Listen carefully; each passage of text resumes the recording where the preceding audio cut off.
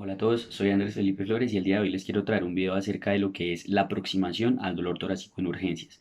Es un tema de vital importancia tanto para la medicina interna como para la práctica médica en general, ya que es un motivo de consulta muy frecuente y que siempre va a asustar a los pacientes. Tenemos que tener en cuenta que son muchísimas las causas de dolor torácico, como vamos a ver ahora en el video, pero realmente son 6 las patologías que debemos tener en mente y que debemos descartar cuando nos enfrentamos en urgencias a un paciente con un dolor torácico, ya que son estas 6 causas las que pueden llegar a tener un desenlace fatal. Teniendo en cuenta esto, la aproximación del video va a ser precisamente hacia cómo abordar, diagnosticar y llegar al manejo de estas 6 patologías importantes en urgencias. Esperamos les guste mucho el video. Cualquier duda que tengan nos la puede dejar en los comentarios. No siendo más, vamos con el video.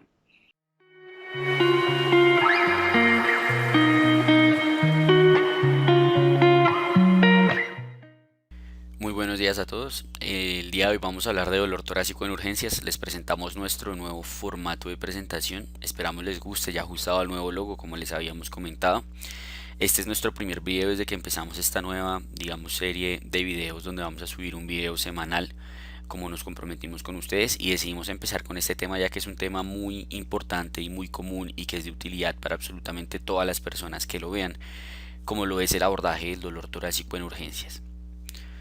Para empezar, pues como siempre lo que tenemos que es hablar como del abordaje inicial, qué es lo que queremos llegar o qué es lo que queremos, digamos, enseñarles en este video.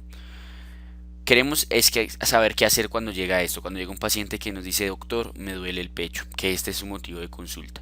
Al igual que todo en urgencias, lo primero que hay que determinar es la estabilidad hemodinámica del paciente, cómo está su vía aérea, cómo está su patrón respiratorio, cómo está su circulación y su estado hemodinámico, si tiene algún déficit neurológico o hipoglicemia o si tiene algo más que nos preocupe al abordaje inicial.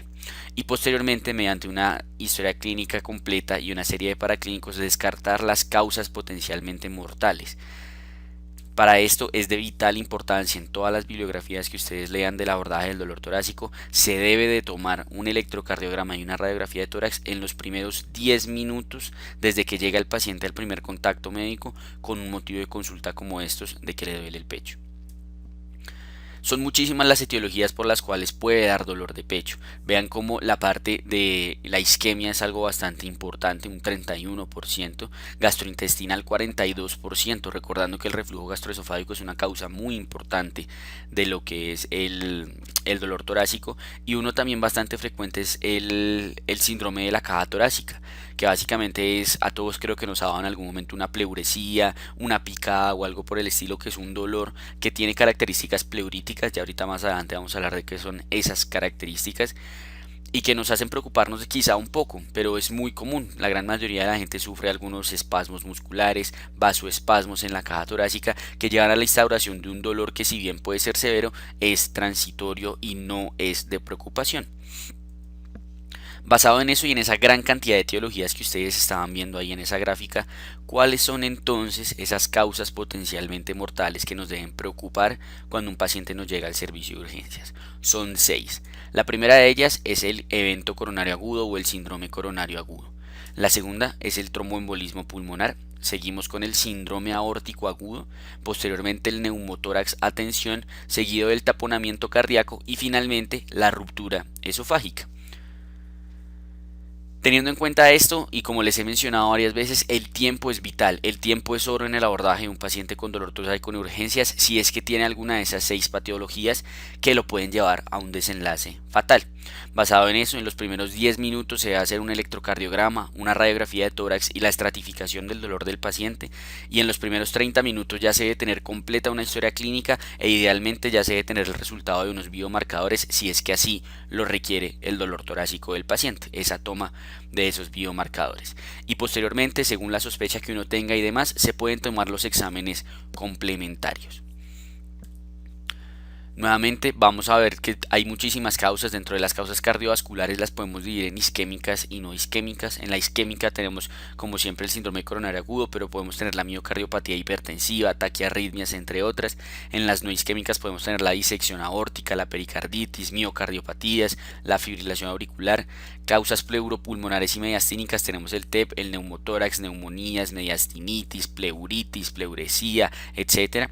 A nivel osteomuscular, unas bastante importantes como fracturas costales, la costocondritis, que es muy común verla en el servicio de urgencias, digestivas como espasmos esofágicos, úlcera gastroduodenal y psicológicas y funcionales. Siempre hay que tener en cuenta que dentro de las causas de un dolor al que no se le encuentra causa, por ser digamos un poco redundante, hay que valorar el origen psicógeno de ese dolor.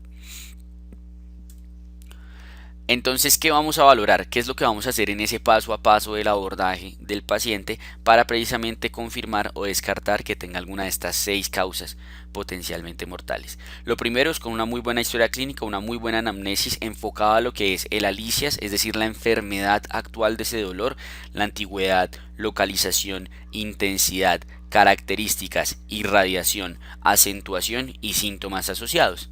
Listo, que ustedes saben que eso es lo que nos compone, digamos, es la mnemotecnia que tenemos para no olvidarnos de qué preguntar cuando estamos frente a un dolor en una enfermedad actual. Y por supuesto, los antecedentes del paciente van a ser de vital importancia y de gran ayuda para tratar de sospechar qué podría estar sucediendo. En segundo lugar, el examen físico. En tercer lugar, valorar el electrocardiograma y la radiografía de tórax. Y por último, valorar las escalas de probabilidad.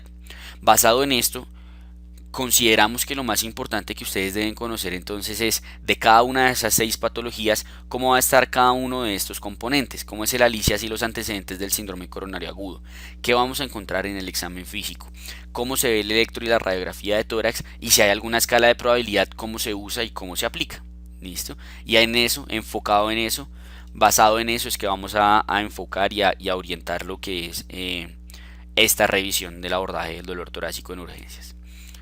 Empecemos pues entonces con lo que es el síndrome coronario agudo.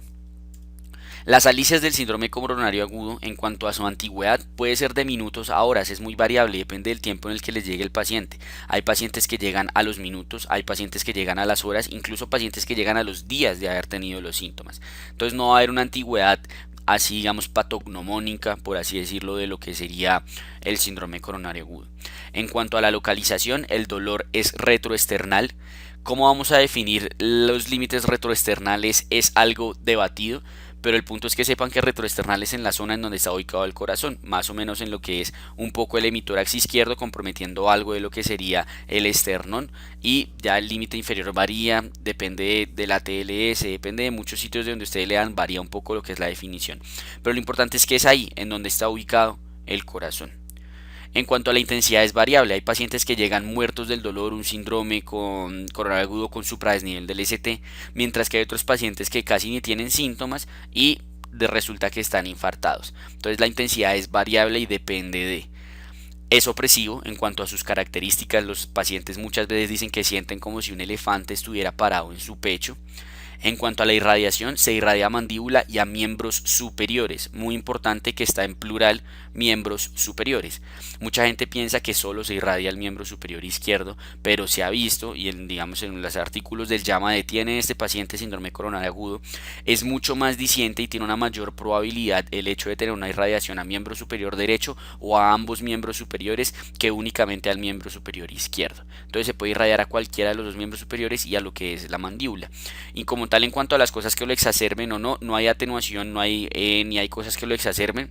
Por definición, el síndrome coronario agudo no puede responder o no responde usualmente a nitratos ni a reposo, sino que perdura en el tiempo hasta que se le hace la estrategia, digamos, diagnóstica y terapéutica al paciente. Todo este alicias que yo les estaba mencionando pues es lo del dolor, porque estamos hablando del dolor torácico, pero es muy importante aquí recordar que no todos los pacientes que se están infartando van a llegar con dolor. Muchos pacientes no pueden llegar con lo que son los famosos equivalentes anginosos. Los equivalentes anginosos, como su nombre lo dice, son aquellos equivalentes al dolor inducido por isquemia, síntomas que nos hacen sospechar que ese paciente tiene una isquemia en el corazón. ¿Cuáles son esos equivalentes anginosos? Náuseas, vómitos, alteración en el estado de la conciencia, disnea, epigastralgia. Entonces, ya sabiendo eso, lo otro que ustedes tienen que tener en cuenta es quiénes les pueden llegar con esos equivalentes anginosos, qué tipo de pacientes les pueden llegar con esos equivalentes anginosos. Mujeres, especialmente cuando están embarazadas, ancianos, revascularizados y diabéticos. Son los principales pacientes que están en riesgo de presentarse de forma atípica al servicio de urgencias con un síndrome coronario agudo y no tener un dolor característico. En cuanto a los antecedentes que vamos a pensar que nos pueden orientar hacia un síndrome coronario agudo, pues son todos los factores de riesgo cardiovasculares. Que un paciente tenga un antecedente de dislipidemia, especialmente lo que es la hipercolesterolemia, la obesidad, diabetes muy importante, hipertensión, tabaquismo, enfermedad cardiovascular previa y otro tipo de enfermedades. Ustedes saben que los factores de riesgo cardiovasculares son múltiples. El sexo, la edad, la raza, que sea enfermo renal crónico, casi todo puede contar, pero digamos que estos entrarían dentro de los que hablamos como factores de riesgo cardiovascular mayores. Serían estos 6 que les estoy presentando acá, que son muy importantes preguntarlos, no pasarlos de alto y obviamente tener en cuenta todos los demás factores de riesgo que se pueden considerar de riesgo como tal cardiovascular. ¿Qué podemos encontrar entonces al examen físico del paciente que está sufriendo un síndrome coronario agudo? Primero, podemos encontrar alteraciones en lo que es el estado hemodinámico. Un paciente puede estar perfecto y con el funcionamiento de su corazón perfecto, pero hay otro paciente que puede estar entrando en lo que es un shock cardiogénico secundario a esta disfunción o a este problema isquémico que está teniendo en el corazón. Entonces podemos encontrar un paciente hipoperfundido. Ya cuando está hipoperfundido como tal estaríamos en un shock de etiología cardiogénica. Podemos tener un paciente que no está hipoperfundido todavía, pero sí está haciendo congestión a nivel pulmonar y tiene un edema pulmonar cardiogénico. O podemos tener un paciente que está con un soplo. Dentro de las complicaciones mecánicas de lo que es el infarto agudo de miocardio están las valvulopatías y el prolapso de la válvula mitral. Entonces también podemos encontrar un paciente con un soplo nuevo secundario a esta disfunción miocárdica que está teniendo. Muy importante, valorar la reproducibilidad a la palpación. ¿Por qué esto es tan importante? Porque les ayuda a descartar el síndrome coronario agudo. Si ustedes tienen un dolor que es reproducible a la palpación, es casi imposible, digamos que tiene un valor predictivo negativo muy alto, que se reproduzca la palpación para lo que es el síndrome coronario agudo. Si ustedes tienen un paciente, lo que uno hace es palparle como tal las uniones o las articulaciones costocondrales ahí cerca del esternón. Si el paciente le duele ahí, lo que tiene es una costocondritis y un síndrome de Tietze. Entonces el manejo es con AINES, con reposo y no hay que hacer nada más al respecto. Entonces es muy importante valorar eso, siempre valorar si se le reproduce la palpación. Si se reproduce pueden estar casi que completamente tranquilos de que no es un síndrome coronario agudo. Les dejo acá esta escala, es la escala del Philip-Kimball, que es la escala con la cual podemos determinar el estado hemodinámico de un paciente cuando está sufriendo un síndrome coronario agudo. Podemos tener una clase 1, que es el infarto no complicado, una clase 2, que es la que tiene la insuficiencia cardíaca moderada con estertores en las bases pulmonares, LS3 y la taquicardia, una insuficiencia cardíaca grave, que es con el edema agudo del pulmón, o ya como tal lo que es el shock cardiogénico en los pacientes, que ya está con un estado de hipoperfusión generalizada. Digamos que estos serían los principales hallazgos al examen físico, teniendo en cuenta o que sean específicos por lo que es el infarto agudo de miocardio. Obviamente podemos encontrar muchísimas otras cosas relacionadas con los factores de riesgo, relacionadas de pronto quizá con la etiología, pero esto sería como lo principal a valorar en el examen físico de este tipo de pacientes. Hablemos ahora de lo que es el electrocardiograma en el síndrome coronario agudo. No vamos a hablar de todos los hallazgos que se pueden encontrar, para eso hay otro video que se llama electrocardiograma en síndrome coronario agudo, lo pueden encontrar en el canal. Pero para repasar los hallazgos más importantes, que son el supra, el infradesnivel del ST, la inversión de la onda T y la onda Q patológica. Recordar que una elevación significativa del ST se entiende como aquella elevación que es mayor a 0,1 milivoltios, es decir, 1 milímetro en todas las derivaciones menos B2 y B3. Recordando que debe ocurrir estas alteraciones que vamos a explicar en dos derivaciones contiguas, es decir, en dos derivaciones que miren la misma cara. Por ejemplo, si está sucediendo en B1, también debe estar sucediendo en B2. Si está sucediendo en D2, también debe estar sucediendo en D3 o en ABF, y así sucesivamente. Debe ser dos derivaciones que miren la misma cara. En B2 y en B3, entonces, el umbral a partir del cual vamos a hablar de una elevación significativa no es 0,1, sino que va a depender de si es hombre o si es mujer, y en el caso de los hombres va a depender de si es menor o mayor de 40 años. Cuando es menor de 40 años, 0,25 milivoltios, cuando es mayor de 40 años, 0,2 milivoltios o 2 milímetros. Y en las mujeres, sin importar la edad, 0,15 milivoltios o 1,5 milímetros.